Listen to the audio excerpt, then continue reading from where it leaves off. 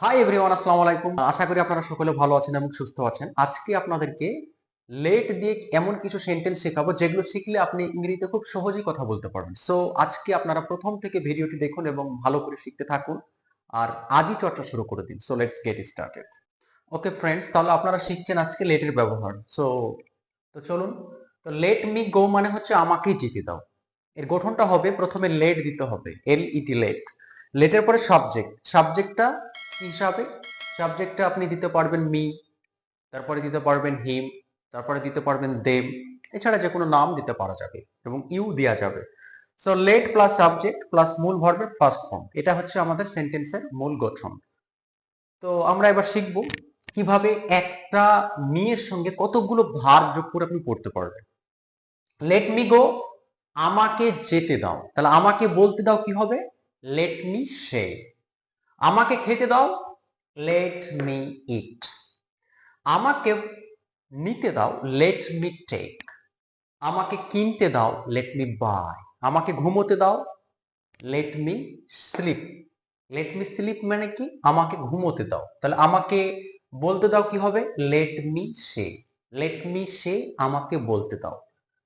তাকে শিখতে দাও, let him learn. Let him learn mean তাকে শিখতে দাও। তাকে খেলতে দাও, let him play. Let him play, তাকে খেলতে দাও। তাকে লিখতে দাও, let him write. Let him write, তাকে লিখতে দাও। তাকে যেতে দাও, লেট হিম গো। তাকে থাকতে দাও, লেট হিম স্টে। তাকে লিখতে দাও, লেট হিম রাইট। তাকে পড়তে দাও কি হবে?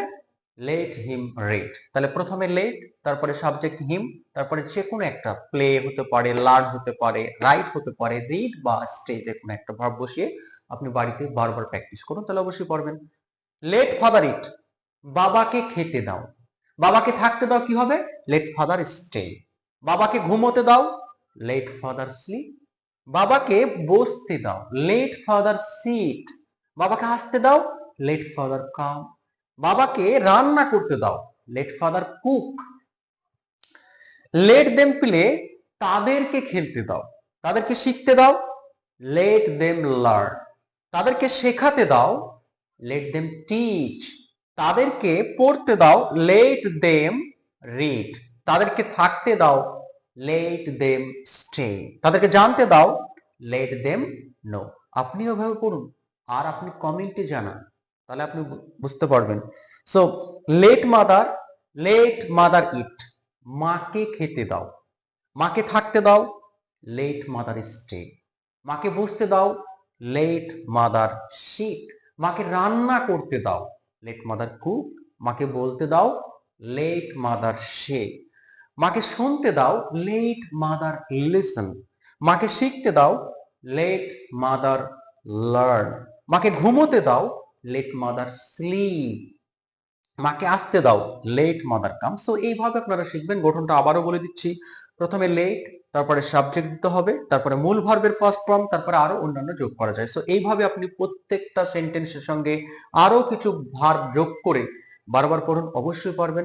ভিডিওটি যদি ভালো লেগে থাকে তাহলে অবশ্যই লাইক করেন, শেয়ার করুন এবং সাবস্ক্রাইব করতে ভুলবেন না। আজকে এ পর্যন্তই। সবাই ভালো থাকুন, সুস্থ থাকুন। Thanks for watching.